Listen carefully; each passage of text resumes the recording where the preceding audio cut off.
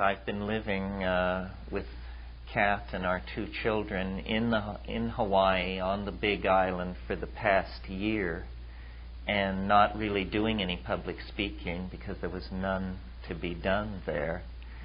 And it was a very good opportunity to get out from under the electronic umbrella of the sprawl of North American culture and to sort of look at it and assess it as this practice of speaking with groups of people has become more and more a part of my life. It has sort of changed in my mind from the addressing of certain topics and the building of a talk around a theme to more just pointing and looking and saying, well, here we are, here's where we've arrived tonight. What is the situation? What is the state of the world? What is the state of the union? I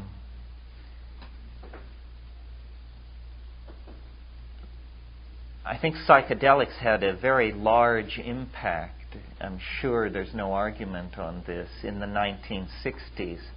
But in a way, it was not ever anchored in anything. It was never explained to anybody, by anybody, how it fit into the historical context of what had preceded it. Perhaps because no one actually knew at that time. For instance, there was no the invoking of shamanism as an explanation for how plant hallucinogens work on psyche is completely alien to the literature of the 1960s. It just isn't there. And speaking of aliens, the theme of alien intelligence or of hyperdimensional organized intellects contacted in the psychedelic state, that also was an absent theme. It was basically presented, the psychedelic experience was basically presented as an exploration of the contents of the personality with a little bit of overflow into aesthetic issues.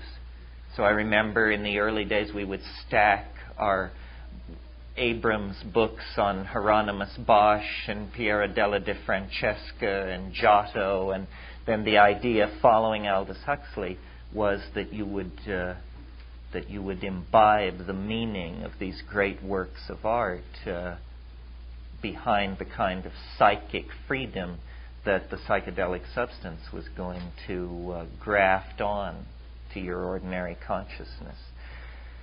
Well, I think all those kinds of metaphors were useful, but it's been now 20, 25 years of looking at that phenomenon and also of having the future continue to overtake us with ever more demands upon our cultural resourcefulness and our ability to cognize the cultural situation.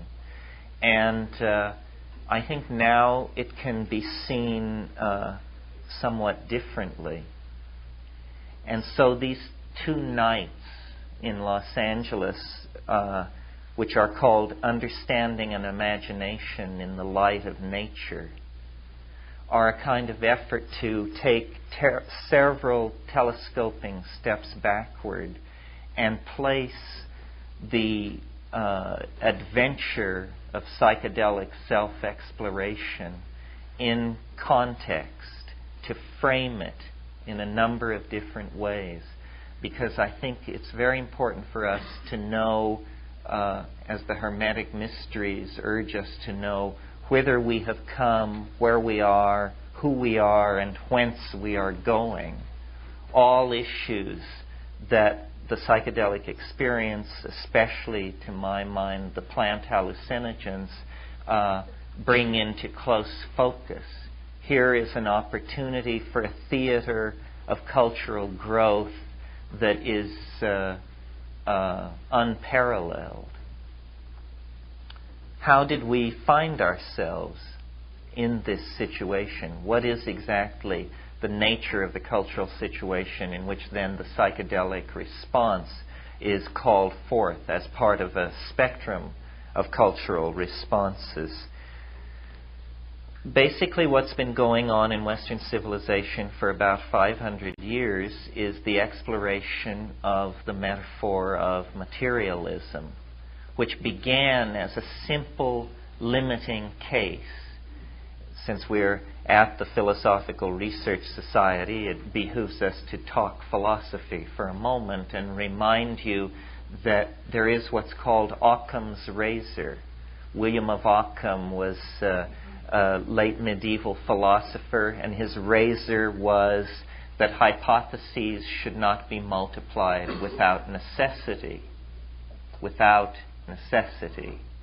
In other words, the simplest explanation should be preferred in all cases.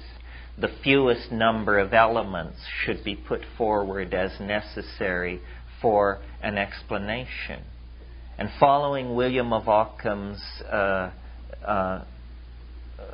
statement of this notion as a logical way of proceeding, the assumption was made then, a provisional assumption at the beginning, that matter could be separated from the notion of soul and spirit, that it could be divided into its simplest units, and out of the activity of those simple units, a model could be built up that would explain more complex phenomena in the world, Cartesian materialism, which was applied very successfully to physical matter, to the chemical elements. And so successfully, in fact, that the provisional nature of the assumption was soon forgotten in the explanatory zeal of the people who had latched onto this method. And so it was then applied out of the chemical realm, but moved into the biological realm.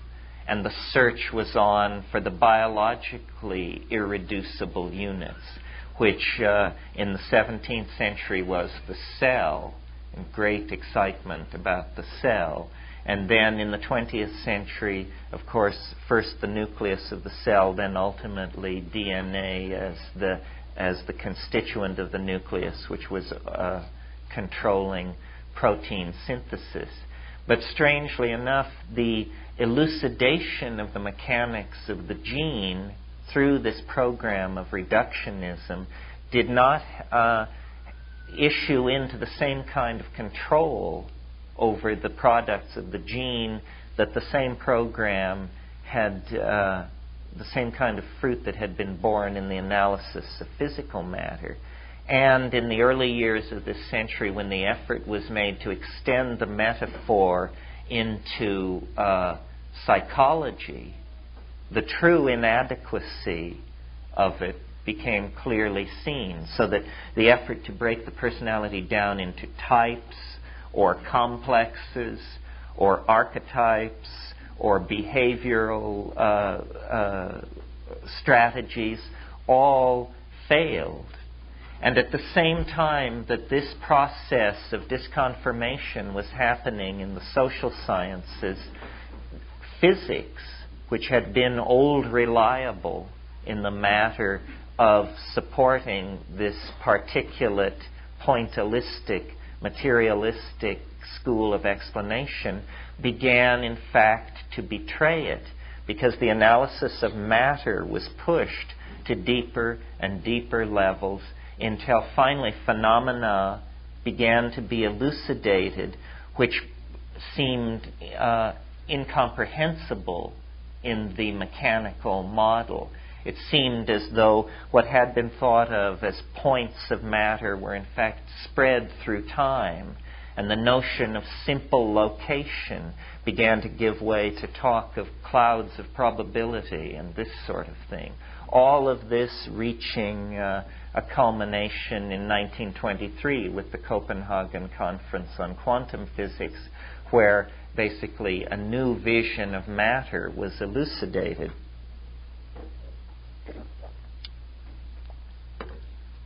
And strangely enough, the new view of matter seemed to have a very mentalist sort of aura about it. It no longer was a theory of simple location, calculable energies, and specific predictions. It was probabilistic.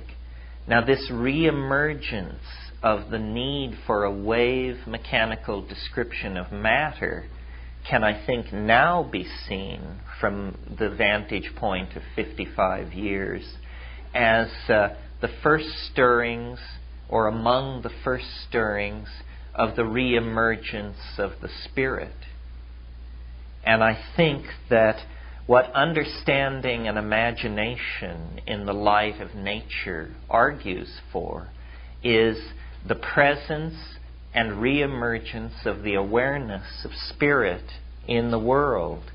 This is what the so-called and long-heralded paradigm shift is all about.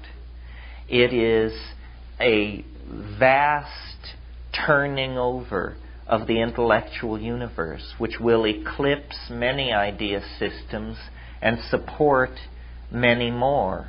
It is the idea of fields. Spirit need not be defined or even conceived in any sort of 19th century or mentalist or animist way. What spirit is a field of deployed energy that is somehow co-present at more than one point in space and time. It is the shadow that haunts the particularized world of Newtonian matter.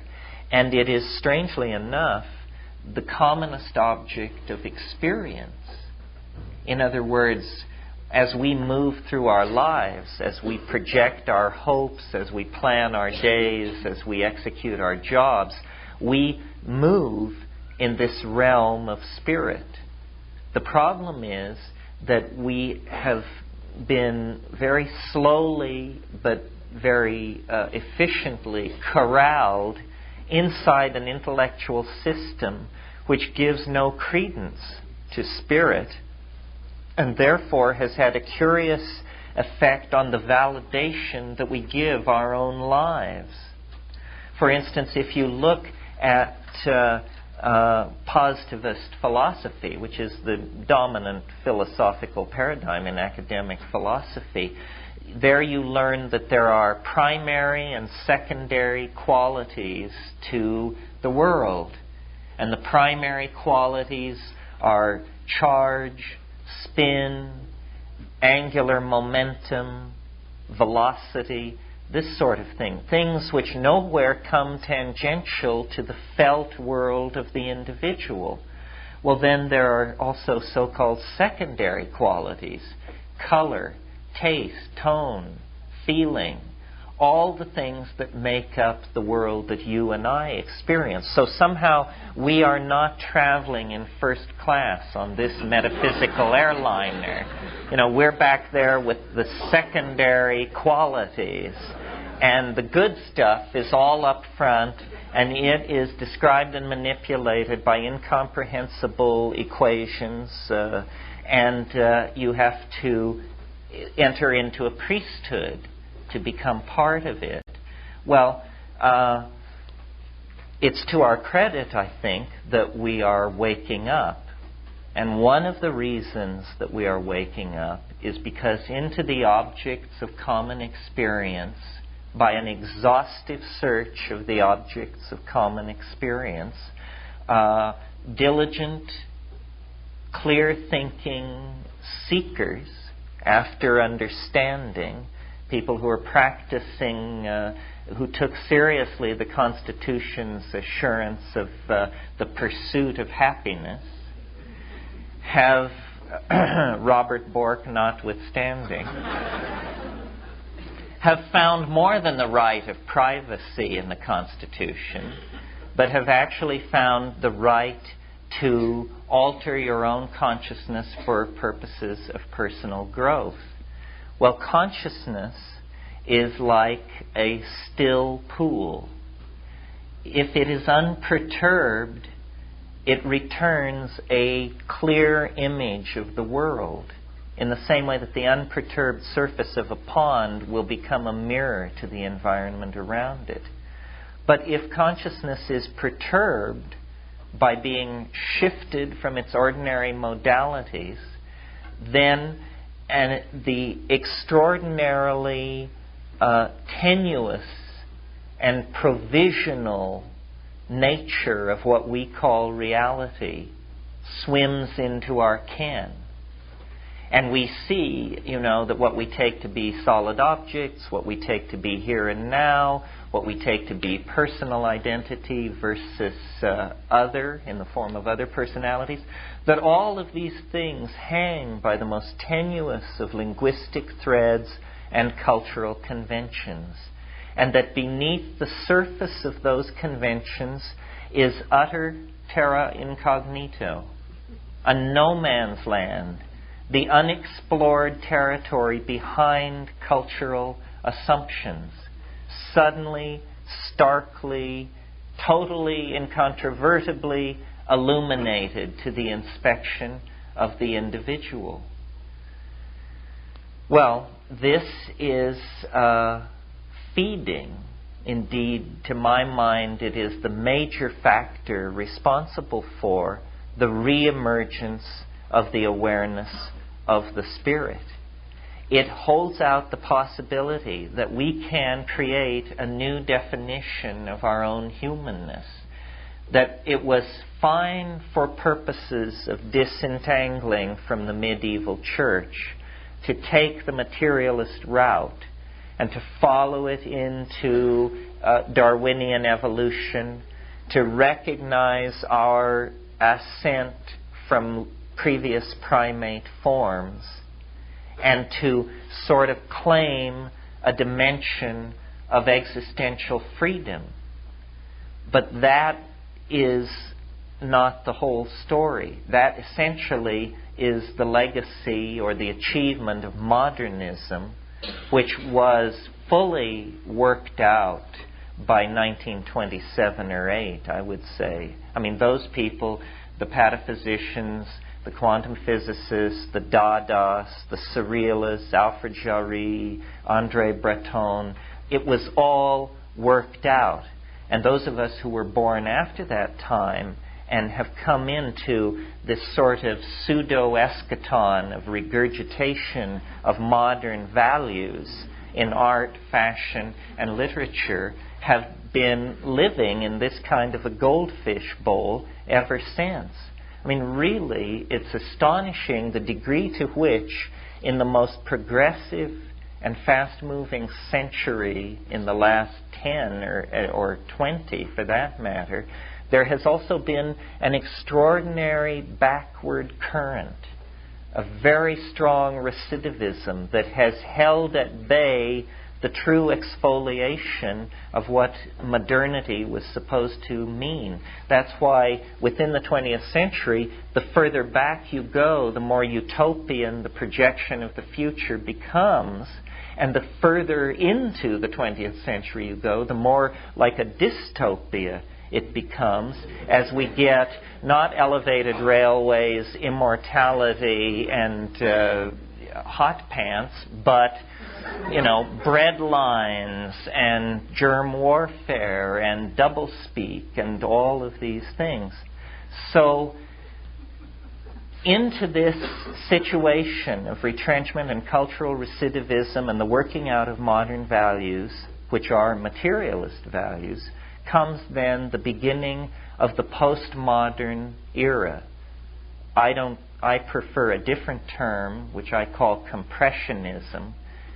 The compressionist era, which follows the modern era. And its theme is the re-emergence of the presence of the spirit, and its major cultural exhibit, or the major cultural force driving it, is the discovery of relativism with regard to consciousness, which does not only mean psychedelic drugs and hallucinogenic plants per se. It also means media. It also means literary expectation, reorientation of the senses through design, urban planning, the entire spectrum of effects which feeds consciousness back into itself is enunciating this theme of the emergent spirit. And it is not necessarily a welcome theme, because all institutions attain a certain momentum toward the preservation of their own vested interests. And science, and the handmaiden of science, which is modern technocratic government, have created a number of cultural institutions that have a friction with the re-emergence of the spirit. First and foremost is the notion of the public. The public is this weird idea that was generated in the wake of the printing press, that there were vast numbers of people who could be treated atomistically. They didn't have to be thought of as individuals. They could be thought of as various classes, masses of people to be manipulated. And if you could sell the public on the idea of democracy, which is another one of these atomistic notions. The notion of democracy is that for us all to get together and have it work, we have to assume that we're all alike. See? So we each have a vote, and then you may be tall, you may be short, you may be rich, you may be poor, you may be black, you may be white, but that doesn't matter. We'll give everybody this charge, one vote, and then we'll see how these populations work themselves out. What they don't tell you is that at the same time that you build this definition of the citizen, you also build the institutions which subvert the citizen. So the citizen is not free to act out and express the wishes of the citizen. The citizen is a consumer of ideological models that are sold to the citizen through agencies of mass propaganda. So there's this peculiar playing off of one against the other. In the meantime, what has also been happening is the institutions of language, which previously were pretty much left to develop on their own, and that was the situation well into the 19th century. Through the power of the printing press, the evolution of language also became something under the control of these institutions, and they very quickly have replaced whatever reality may have been impinging into the lives of the citizens with concepts. Concepts replace reality. You come into the world with a blank slate, and everything is what William James called a blooming, buzzing confusion. Well, then one by one you isolate phenomena in this confusion and you name it. Once a sector of reality has been named, it stays still. It ceases to behave the way it would behave for itself. It begins to behave syntactically because it has been changed into a linguistic object. When things behave syntactically, they are either subjects or objects, or the syntactical machinery which relates these two together. In that case, materialism, dualism, projection of authenticity beyond the self are all reinforced. So these are the factors which have impeded the spirit. Into this comes the psychedelic experience. It has a tremendous force to revivify the spirit, particularly because it is not an ideology. It is not something someone figured out. It is an experience. And this is important to bear in mind. It horrifies me, I'm sure you've heard me say it, to think of someone going from birth to the grave without ever coming tangential to the psychedelic experience. It's like going from the birth to the grave without ever discovering sex. It means that you died as a pre-adolescent. You know, you never really came into your birthright. And we have been infantilized by our cultural institutions to accept the notion of ourselves as citizens consuming these regurgitated scientific models, which are then hashed through by Madison Avenue and then handed down to us by the organs of mass culture. And this is supposed to be what we anchor our lives on. It's no wonder that drug abuse, child abuse, self-abuse is rampant in this society, because it all has been taken away from us. You may read 1984 and think, well, thank God it isn't that bad yet. Well, the only difference between us and 1984 is we dress better.